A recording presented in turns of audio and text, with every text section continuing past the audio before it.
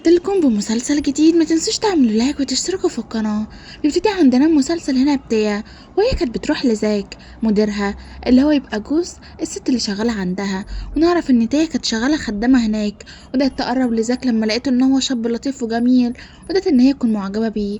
ولما مراته خانته ومشيت قرر انه يقهرها، ويبدأ ان هو يقرب للخدامة بتاعتها اللي كانت دايما غيرانة منها، وكانت شايفاها ان هي احسن منها بكتير. نعرف ان تايا فعلا مصدقت ان هي تلاقيه شاب جميل ووسيم، ليه يعني متقربش منه. وكان عمال يقول لها تعرفي ان انتي من زمان شداني ليكي، ودي حاجة غريبة جدا ونادرة، ومستحيل اي واحدة تعرف تعملها بسهولة. فهي بتقول له انا غيرهم كلهم. بقول لها واضح عليكي، واضح عليك اللي انتي مش سهلة. فهي بتقول له بالعكس انا طيبة خالص. ولو وصلت لحد هنا متنسوش تعملوا لايك وتشتركوا في القناة، ويلا نكمل. وبعديها على طول تاني يوم بتصحى وتلاقي نفسها ان هي نايمة في حضنه، وكان بالنسبة لها دي كارثة، لان دلوقتي عشيقها هيعرف كل حاجة، لان نعرف اصلا ان هي مرتبطة، وان عشيقها اللي بعتها علشان تقرب ليه وتاخد فلوسه وتهرب. وطبعا اول ما شافته حست ان هو صعبان عليها جدا، لان حياته الفترة دي بايظة. وكانت عمالة تقول لنفسها معقول هعمل حركة حقيرة زي كده، اسرق الراجل الوحيد اللي حسسني فعلا ان انا كويسة. وبعديها على طول بتقرر ان هي تروح على البيت، وكانت عمالة تفكر فعلا اذا كانت حامل ولا لا، اصلا هي ما خدتش احتياطاتها. وكانت عمالة تقول معقول فعلا تحصل الكارثة دي، لكن قالت لنفسها اكيد مش هتحصل من اول مرة، وان انا اكيد يعني مش حامل. وطبعا اول ما بزاك بيصحى بيلاقيها ان هي مش جنبه، وكان مستغرب جدا هي ليه مشيت كده. واول ما بص على السرير عارف ان هي عذراء، وكان طبعا عايز ان هو يكلمها يقول لها تعالي وان انا هتجوزك فعلا ومش هسيبك ما تقلقيش، لكن بيلاقيها ان هي خارجة عادي من الاوتيل اللي هما كانوا فيه، وحتى ولا فكرت تسأل عليه. عارف ان في الوقت ده عشاها بيكلمها ويقول لها هي خدتي كام منه، بقول لك ايه الفلوس دي انا كلها اللي هاخدها. وطبعا لما بدأت تقول له ليه، اصلا انا وانتي عارفين يعني ان احنا هنتجوز قريب، فبعمل حساب كل حاجة. اما في الناحية التانية نعرف ان هو كان عمال يدور عليها في كل مكان، وكان مستغرب جدا. وبعديها على طول بطلتنا بتقرر ان هي تروح تزور جدها، وتلاقي ان هو هناك، وكان عمال يقول لها جبتوا الفلوس كلها هدايا لجدك ولا ايه، بقول لك ايه ده كده كده ميت يعني، يلا قومي من هنا. وكانت بتقول له اخرس وما تقولش عليه كده. وبعديها بدأت تمسك ايد جدها، وكانت عمالة تقول له ان دي امل اللي انت تكون كويس وتعرف تعيش. في الوقت ده بيقول لها بعدي عنه وان الراجل ده مش صالح ليكي، باين على فكرة في عينيه الغدر، ابعدي عنه. فانا كان عمال يقول له صحيت ليه، ما انت كنت ميت وكنا هنرتاح منك. فقال له ما تقلقش انا مستحيل اسيبها ليك، وطول ما انا عايش انتوا الاتنين مش هتكونوا مع بعض. وهي كانت عمالة تقول له هو بيحبك جدا على فكرة، ده حتى انت كنت وحشه. قال لها على فكرة انا سمعت كلمة ما تسيبيه ميت وان الهدايا دي كتير عليه. في الوقت ده بدأت تهديه، فقال لها تعالي هنا عايزين نقسم الفلوس ما بيننا، انت بتعملي ايه، بقول لك ايه سيبيه ده كده كده راجل عجوز وهيموت قريب. وخرجها بره على طول. وكان عمال يقول لها هي جبتي كام منه، كانت بتقول ان انا لسه عارفاه يعني، ولسه بادئين ان احنا نقرب لبعض، ازاي يعني اخد منه فلوس. فكان بيقول لها بقول لك ايه اوعى تكوني بتضحكي عليا. كانت بتقول له لا، لان هو يزعق لها ويقول لها شكلك بقى عجبك الوضع جدا، الفلوس دي لو ما جاتليش انا راح احكي له على كل حاجه. اوعى يكون الراجل حل في عينك يعني علشان غني شويتين تلاتة، لا مش انا اللي حد يتعامل معايا كده. والاول مره تشوفه على حقيقته، تشوف ان هو انسان فعلا قذر جدا وكل اللي يهمه الفلوس. في الوقت ده بتقول له هو انت بتحبني فعلا، انت ازاي قلبك قاسي كده وحجر. فقال لها بقول لك ايه الاسطوانه المشروخه اللي انت بتقوليها دي مش هتجيب معايا فايده. فبتقول له تمام، وبقرر ان هي تسيبه وتمشي. ما كانتش عارفه تعمل ايه، تكمل في اللي هي فيه ولا لا. وكان عمال يقول لنفسه معقوله بدات تشوف الراجل التاني احسن مني، معقوله يعني كده. ونعرف ان تايا قررت ان هي تاخد بعضها وتمشي، تبدا تفكر هتقول ايه لبطلنا زاك، وتحكي له فعلا على اللي حصل ولا لا. لكن قالت لنفسها ان زاك راجل غني جدا، وان هو ممكن ان هو ما يأذيهم، وقررت ان هي تسكت. وفي الوقت ده بيلاقيها ان هو بعت لها رساله، وكان عمال يقول لها اللي انت وحشتني جدا انا عايزه اشوفك. بدأت تقول لنفسها وانا ليه معرفتكش انت من زمان عن الراجل المؤذي ده. وفي الوقت ده هو كان قاعد في المكتب بتاعه بيقول للسكرتير بتاعه عرف لي كل حاجه عنها، فاهم، انا عايزه اعرف كل حاجه من ساعه ما اتولدت. فقال له ايه بتقهر مراتك، قال له لا الصراحه حاسس كده ان انا حبيتها. قال له حبيتها، ده انت مراتك لسه سايباك. قال له ايوه انا عارف، بس الصراحه كده حاسس ان انا بحبها حب مختلف، حب جميل كده ولذيذ. فانا بيقول له خلاص ماشي. وفي الوقت ده بتروح للصيدليه تشتري اختبار حمل، وكانت قلقانه جدا وشاكه فعلا لا تكون حامل، وراحت كمان تدفع المصاريف لجدها مصاريف المستشفى، وعارفة ان المصاريف غالية جدا. وطبعا بتقرر ان هي تكمل مع زاك. وما بتروح تحكي لحبيبها بتلاقي ان هو اصلا مش مهتم، وبتقرر ان هي تكمل مع زاك علشان تقدر تاخد فلوس منه، وتبدا ان هي تعالج جدها اللي ممكن يموت في اي لحظة. ولما عرف كده بيقول لها بقول لك انت هتاخدي الفلوس كلها تصرفيها على الراجل المريض العجوز ده، ما كده كده هيموت يعني، انت مش شايفه سنه كبير ازاي ولا ايه. فهي بتقول له اخرس وان الفلوس هنقسمها ما بيننا. وقال لها لأ طبعًا مش بالنُص، كانت بتقول له اسكت خالص بدل ما أروح فعلًا أعترف لزاك بكل حاجة، وقتها مش هيهمني كل حاجة، فاهم؟ فكان بيقول لها إيه ده أنتِ كمان بتهدديني بقى، فهي بتقول له بالضبط كده، ابعد عني لإن أنا بقيت صعبة جدًا ومش عايزة إن أنا أذيك، ولسه فاكرة إن أنا كنت باحبك، قال لها كنتِ؟ ما خلاص بقى شُفت الأغنى والأحسن، فهي بتقول له على فكرة مش علشان خاطر فلوسه، أنا فعلًا كنت عايزة أبعد عنك عشان أنت راجل صعب جدًا وقاسي وقلبك فعلًا صعب، هو أنت إزاي كنت بتحبني؟ قال لها مش يمكن ما كنتش باحبِك؟ فهي بتقول له ما أنا عارفة، مستحيل ده شخص يكون بيحب حد وبيعامله كده، أصل أنا مجربة الحب قبل كده، لكن اللي أنت بتعمله معايا ده مش حب، هو أنت عايز مني إيه؟ قال لها أنا؟ ده أنا باحبِك خالص، لكن أنتِ اللي مش عايزة تفهميني ولا حتى عايزة تكوني معايا ولا واقفة معايا، وإن أنا باعمل كده علشان أنا وأنتِ نتجوز، أصل أنتِ عارفة الجواز مكلف إزاي، وفي الوقت ده بتقرر إن هي تروح له، لأنه فعلًا كان وحشها جدًا، وكان عمال يقول لها إن أنتِ وحشتيني وفعلًا كنت قالب الدنيا عليكِ، هو أنتِ كنتِ فين؟ مين صحابِك؟ مين عيلتِك؟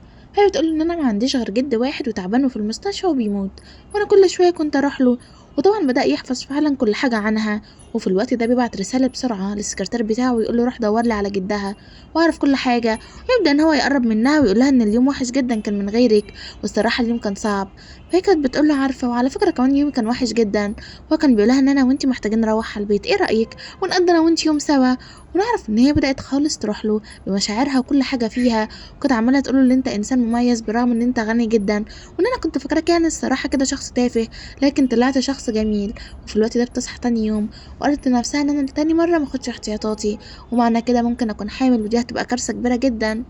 فأنا بدأت تقول لنفسها صح أنا أصلًا حامل، وبعديها بدأت تقول إن أنا هاقول له إزاي والّا هاعمل إيه، وفي الوقت ده بيصحى بيلاقيها إن هي قاعدة ومتضايقة كده وسرحانة، وكان بيقول لها هو في حاجة، هو أنتِ ليه متضايقة أوي كده؟ وكانت بتقول له ما فيش حاجة، وفي الوقت ده بيسيبها علشان يقوم، وأنا كانت عمالة تقول معقول فعلًا أروح أقول له، ومعقول فعلًا حبيبي هيسكت له؟ وفي الوقت ده لما لقاهم إن هُم الاتنين قاعدين مع بعض، بدأ يقول لها إن أنا وأنتِ عايزين إن إحنا نتجوز إيه رأيِك؟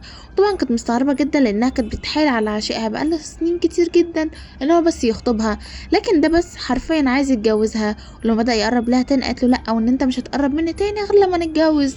وطبعًا علشان بيحبها قرر على طول إن هو يوافق، وإن هو فعلًا يعمل أي حاجة علشان ترضيها، وأمّا جات تروح لعشيقها لقت إن هو واقف عند مرات زاك، أو نقول يعني هو برضه بدأ إن هو يشتغلها علشان ياخد منها فلوس كتير جدًا، بدأت تحط إيديها على بطنها وتقول إن أنا خايفة أقول لباباك، ونعرف فعلًا إن هي اتأكدت خلاص من الحمل، وإن هي واثقة كده.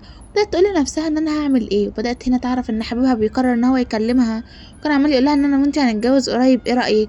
وطبعًا عرف على طول أو حد قال له معلومات غلط إن هي خدت فلوس كتيرة جدًا من زاك، وعلشان كده كان عايز يقرب ليها ويتجوزها ويكون معاها، وكان عمّالة هنا تقول له لأ، إن أنا مش هاتجوزك دلوقتي وخلّينا بعد فترة كده، وكان بيقول لها شكلِك فعلًا اتعلقتِ بيه، فهي بتقول له إن أنا مش هاحب أتكلم في مواضيع تافهة زي كده، ممكن فعلًا إن أنت تبعد عني، فكان بيقول لها إن أنتِ بتاعتي وإن أنا مستحيل إن أنا أسيبِك، لكن كان قصده يقول لها إن الفلوس اللي خدتيها من زاك بتاعتي، فهي بتقول له أنا برضه اللي بتاعتك والّا الفلوس؟ فهو بيقول لها بعد إذنِك ما تدمجيش المواضيع ببعض كده، وإن أنتِ برضه بالنسبة لي مهمة زي ما الفلوس مهمة، وأنا ما حدش بيكره الفلوس، وبتنزل هنا وبعديها على طول بتيجي مرات زاك أو نقول طليقته، ويبدأوا إن هما الاتنين يقعدوا مع بعض ويكلموا بعض ويحبوا في بعض، وطبعًا هو كان شايفها إن هي إنسانة لقطة جدًا، يعني إنسانة غبية ومتسرعة ومعاها فلوس، هيعوز واحدة إيه أحسن من كده، أما بالنسبة لبطلتنا فكانت زعلانة جدًا لإنها اتأكدت خلاص خيانته ليها، وفي الوقت ده بتتصل بزاك بتقول له إن أنت وحشتني وإن أنا عايزة أتقابل معاك حالًا، فكان بيقول لها هو حصل حاجة والّا إيه؟ فبتقول له لأ، وفي الناحية التانية بنعرف إن هي كانت بايتة في البيت بتاع عشيقها، لإن هي أصلًا ما عندهاش بيت، وكان بيقول لها بتكلميه والّا إيه هيديكِ فلوس؟ فهي بتقول له كل اللي فارق معاك الفلوس، طب أنت مش غيران عليَّ مش المفروض بتحبني؟ فقال لها آه طبعًا باغير عليكِ تعالي بقى ننام على السرير، فبتقول له لأ نام لوحدك وإن أنا هانام على الأرض وابعد عني فاهم؟ فكان بيقول لها حاضر أنا بس مش عايز أزعلِك. وفي الوقت ده زاك كان عمال يفكر فيها وفي كلامها وإن هي قد إيه فعلًا بتحس بيه، وكان عمال يتخيلها إن هي جنبه، وكمان بطلتنا كانت بتحلم بيه، وكانت عمالة تقول إن يا ريت الحلم يبقى حقيقة، ويا ريت فعلًا لما يعرف إن اللي أنا كنت باعمله فيه أو يعني إن أنا كنت هاسرقه يحصل كده يعني ويعدي الموضوع. وفي الوقت ده طبعًا بتقوم بسرعة من الحلم، وتقرر إن هي تروح علشان تعترف له وتتكلم معاه شوية، لكن كانت قلقانة ومتوترة جدًا وكانت حاسة إن في حاجة غلط ممكن إن هي تحصل، أو إن هو يعني ممكن يطردها أو يخليها تجهض الطفل. كانت عمالة تقول لنفسها لأ وإن هو بيحبني ومستحيل يعمل فيا كده، لأن ما حدش بيحب حد بيأذيه حتى لو عمل فيه إيه. وكانت بتفتكر اللحظة اللي عرفت فيها إن هي حامل وإن هي قد إيه فعلًا اتخضت جدًا، لأنها ما كانتش عارفة هتعمل إيه مع زاك أو مع عشيقها حتى، وخصوصًا يعني إن عشيقها أكتر حاجة تهمه الفلوس، ممكن إن هو يموتها علشان خاطر كده. وفي الوقت ده بتلاقي إن عشيقها جاي وكمان معاه مرات زاك، وكان عمال يقول لها مالك مخضوضة كده ليه في حاجة والّا إيه والّا أنتِ مخبية حاجة؟ فهي بتقول له: "لأ طبعًا، هو أنا هاخبّي عليك إيه؟ هي في حاجة أصلًا أنا باعرف أخبّيها؟" فكان بيقول لها: "شاطرة، خليكِ كده دايمًا، لإن لمّا باقلب على وش التاني بيبقى صعب جدًا." وهي كانت باصة له باستحقار وكانت عمّالة تقول لنفسها: "إزاي كنت مرتبطة بالشخص ده؟ ده شخص وِحِش جدًا." وكان عمّال يقول لها: "باقول لِك إيه، بطّلي التمثيليات دي، أنا عارفة كويس أوي إن أنتِ بتحبيني." وفي الوقت ده مرات زاك بتقول لها: "ما تنسيش نفسِك إن أنتِ كنتِ خدامة عندي." وبعديها بتروح تكلمه وتقول له اطردها، فقال لها: "لأ، وإن إحنا لسه محتاجينها شوية، لكن خدي بالِك إن أنا ما حبيتهاش، أنا باحبِك أنتِ بس." وأنتِ بالنسبة لي أحسن وأهم حاجة في حياتي. طبعًا هي فرحت أوي بالكلمتين دُولة وحست يعني بسعادة رهيبة، وكان عمّال يقول لها: "بجد أنا وأنتِ فعلًا لايقين على بعض جدًا، الصراحة هي مش لايقة عليَّ، إنسانة من طبقة بسيطة." وفي الوقت ده بيقرر إن هو ياخدها معاه الحفلة الكبيرة اللي معمولة، واللي كانوا دايمًا معروفين بيدخل هو وبطلتنا، لكن بيتفاجئوا إن بطلتنا اتغيّرت بمرات زاك، وكانوا عمالين يقولوا: "إيه ده غريبة يعني إن هو جاي معاها، هُم انفصلوا والّا إيه عن بعض؟" وفي الوقت ده كانوا مستنيين هنا بطلتنا تخش، لكن طبعًا لقوها إن هي مش موجودة أصلًا، وكانت عمّالة تقول لهم: "أيوه أنا الجديدة، وأنا اللي هاكون في حياته على طول." ولمّا بتدخل وتبُص لهم بتحس فعلًا إن قلبها اتكسر، وإن هي حبِّت راجل لسنين كتيرة جدًا، لكن للأسف حُب على الفاضي. وفي الوقت ده بيكون جنبيها هنا زكي وكان عمّال يقول لها: "انسيه، وأنا هاقدر أعيّشِك في مكان ومستوى أحسن من ده، وكمان هاحبِّك عكس ده، هو بيستغلِّك بس." وفي الوقت ده بيزُق هنا طريقة زكي وكان عمّال يقول لها: "ابعدي عني." وطبعًا بيجري وراها علشان ياخد منها أي فلوس، ويبدأ إن هو يتحايل عليها. طبعًا شافت في نظرات الكل نظرات شفقة ليها، إنه فعلًا بعد عنها وكسر قلبها، وكانت عمّالة تقول له: "عملت لك إيه؟" ولمّا جات علشان تُقع زاك بيقول لها: "اهدي وإن أنا هاكون معاكِ وصدقيني هاخد حقِّك." فهي بتقول له: "إيه ده هو أنت عارف كل حاجة؟" قال لها: "أنا كنت عارف كل حاجة، لكن أنا عارف كويس أوي إن أنتِ إنسانة طيبة وجميلة، ومستحيل إن أنتِ تأذيني، وكنتِ هتيجي في لحظة وتفوقي، وعلشان كده أنا باحبِك وعايزة إن أنا أتجوزِك، أنتِ موافقة؟" فهي بتقول له: "آه طبعًا موافقة، وليه هارفض أصلًا واحد زيِّك؟" فقال لها: "بتحبيني؟" تقول له: "الصراحة جدًا، وكنت باتمنى من أول لحظة اشتغلت فيها إن أنا وأنت نكون مع بعض." فيبدأ إن هو يحضنها ويقول لها: "ما تقلقيش وإن الحلم ده هيبقى حقيقة، وأنا وأنتِ فعلًا هنكون مع بعض على طول." فهي بتقول له: "اوعي تكون هتنتقم مني." قال لها: "إن أنا ما أقدرش أنتقم منِّك لإن أنتِ بقيتِ روحي، وعلى فكرة اختبار الحنْ اللي كان مرمي جوّه والصراحة شُفته." فهي بتقول له: "مش زعلان؟" قال لها: "لأ." وفي الناحية التانية طبعًا عشاها كان متضايق جدًا وكان عمّال يقول لطليقة زاك إن أنتِ السبب في كل حاجة، وإن حياتي باظت. وفي الوقت ده بيدخل هنا زاك ويقول لها: "إيه ده اتبسطتِ معاه والّا إيه؟ عامةً روحي له كده مش عايزِك." والكل بدأ يتكلم على بطلتنا وإن هي فعلًا قد إيه صعبانة عليهم، والكل كانوا عمالين يقولوا لها إن أنتم أصلًا ما كنتوش مناسبين لبعض، وصاحبتها كانت عمالة تقول لها إن زاك مناسب جدًا ليكِ، قرّبي منه وحبيه، وباين عليه كمان إن هو بيحبِك وعايزِك، واوعي إن أنتِ تتجاهليه. نعرف إن في الوقت ده واحدة كانت عايزة ترمي عليها عصير علشان تبهدل شكلها، وهنا كانت عمالة تقول له: "شوف يالّا نمشي من هنا."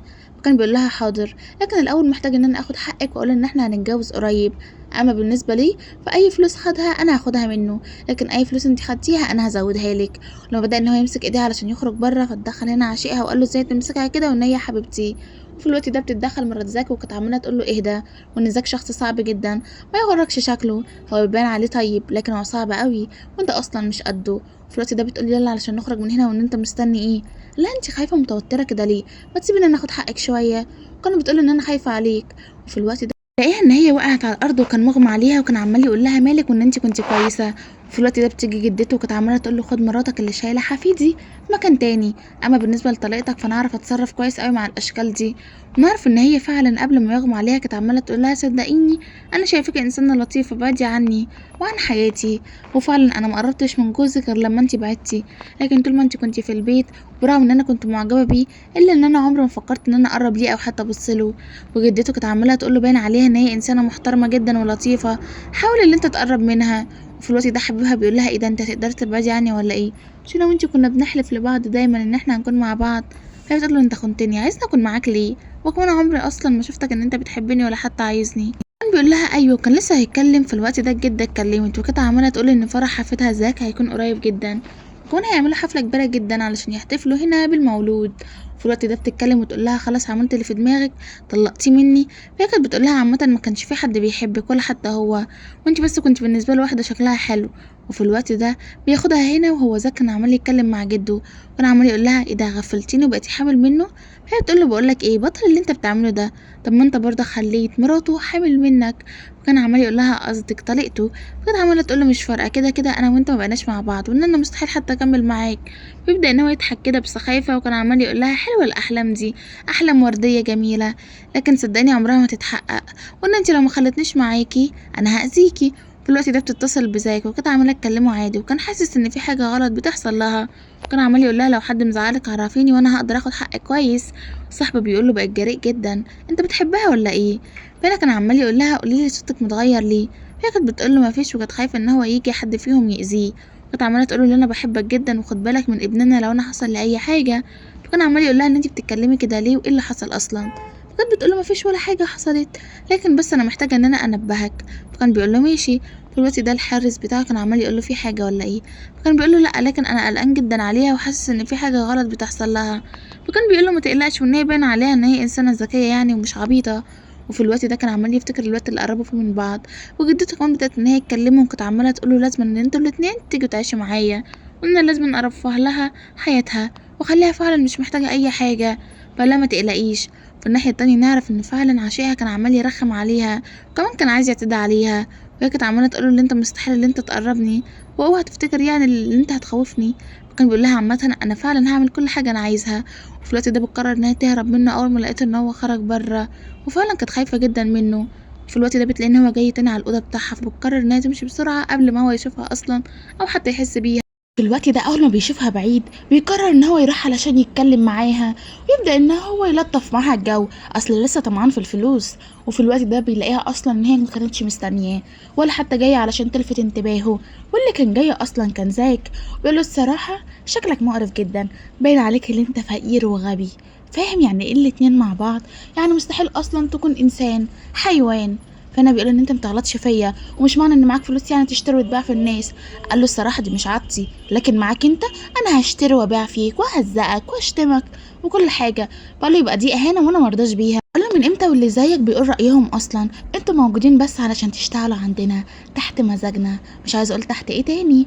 فانا بيقول له لا، وان انا مش هسمح بالاهانه دي قدام حبيبتي. فقال له قصدك مراتي الخاينه يعني. دلوقتي ده بطلتنا بتشوف لاول مره جزء منه عنيف وصعب محدش يقدر عليه. كان عمال يقول لها امال فاكرانه ايه، واحد طيب اي حد يضحك عليه؟ على فكره انا عارف من زمان ان انتي كنتي كده، لكن علشان بحبك سامحتك. وبعديها بياخدها ويروحوا البيت، وتاني يوم على طول كان بيخرجها، وكان عمال يبوس ايديها، وكانوا عمالين يختاروا اسم الطفل سوا. وكان عمال يقول لها ان انتي بالنسبه لي اكبر واهم حاجه واحسنهم كمان في حياتي.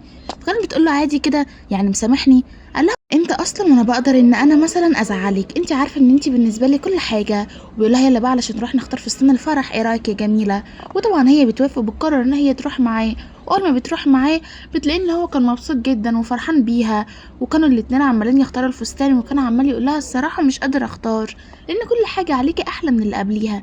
ايه ده، هو انت اللي محليه الحاجه ولا ايه؟ فهي تقول له قول بجد يلا قبل ما بطني تكبر نعمل الفرح. قال لها ولو بطنك كبرت حد لا عندنا حاجه ولا ايه؟ فهي تقول له لا ده ما ينفعش عندنا في عاداتنا. فقال لها خلاص ماشي اللي يريحك، يلا بقى بينا نعمل اللي انت عايزاه.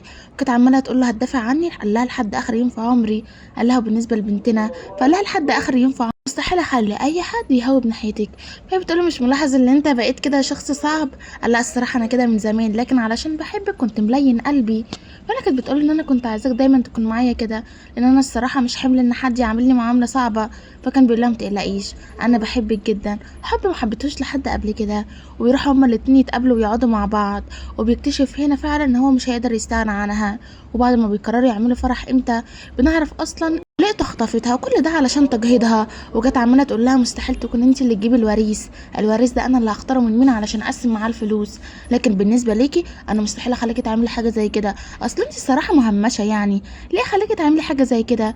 وكانوا عايزين يفتحوا بطنها ياخدوا الطفل منها. وكانت عماله تقول لهم ان انتوا كده مجانين. وفي الوقت ده بيجي زاك وبيبص لطليقته، وعارف على طول ان هي انسانه قلبها حجر، وان دي مش طبيعيه، وان هي ازاي هتعمل في واحده كده. وبتجري على طول عليه بطلتنا وحضنته وبتقول له بسببك دلوقتي عشت، لكن لو جيت متاخر شويه عن كده كنت زماني ميته انا وابنك. فقال لها ما تقلقيش، وجاب الناس دولت وضربهم، وده يخلوها ان هم يعتذروا لها في يوم فرحهم. وكان عمال يقول لها علشان تعرفي بس ان انا دايما عايزك تكوني كويسه، ومستحيل اسيب اي حد يقرب منك. هي كانت بتقوله اللي انت فعلا الطف حد في حياتي، اما بالنسبه ليهم فانا مش مسامحاهم بقى. كانت بتقول له خلاص بقى اقول لك سيبهم يمشي، اصل الصراحه يعني مش عايزين نزعج حياتنا الجايه بيهم. فقال لها ده عن العقل. أنا كنت عمّالة تقول لهم يا ريت اللي أنتم تبعدوا عن حياتي، لإن فعلًا حياتي مش ناقصة خالص أي مشاكل، والمرّة دي أنا بس هاكون معاكم، ونعرف إن جدته كانت تعبانة جدًا وكانت عمّالة توصّيه إن هو يتجوّزها، وأنا كان بيقول لها حاضر وإن أنا هاتجوّزها، لكن مش عايزِك اللي أنتِ تسيبيني، وإن أنا ما ليش غيرِك، وهي كانت عمّالة تقول لها شكرًا بجد عشان أنتِ في حياتي، وبعديها نعرف إن بييجي هنا زاك وكان عمّال يقول لها إن أنا مبسوط، وهي كمان مبسوطة اللي أنتِ في حياتنا، وبييجي هنا عاشيها ويقول لها أنتِ كنتِ متفقة معايا، فأنا جدته بتقول له اطلع برّه يالّا، ومش عايزين نشوفك هنا تاني، فاهم يا غبي أنت؟ فأنا بيقول لها إن أنتِ كده بتهينيني، فبتنده على الحراس، وبيعملوا هنا التقرير علشان يشوفوا هي حامل في كام شهر، وإيه صحة الجنين، وكان عمّال يقول لها إن أنتِ لازمًا ترتاحي علشان اللي أنتِ بتعمليه ده غلط على الطفل، فكانت بتقول له حاضر وإن أنا هارتاح أكيد، لكن الطفل صحته كويسة، فأنا بيقول له مش يمكن الطفل ده مني، قال له ما تقلقش عملنا تحليل DNA والطفل ده اتثبت ليّا أنا، أصل أنت عقيم، هو أنا نسيت أقول لك؟ وبالنسبة لجدها فاق وطرده، وقال له عامةً هي ما تستاهلكش، هي تستاهل اللي أحسن منك زيك وهُم الاتنين جُم كلموني وأنا موافق. وبعديها قام علشان يكلمها قال لها إن أنا موافق على جوازكم ومبسوط جدًا وأنتم الاتنين مع بعض. معانا مسلسل لحد كده هُم الاتنين هيتجوزوا، ما تنسوش بقى تعملوا لايك وتشتركوا في القناة عشان يوصل لكم كل مسلسل أو فيديو جديد. سلام وأشوفكم في فيديو جديد.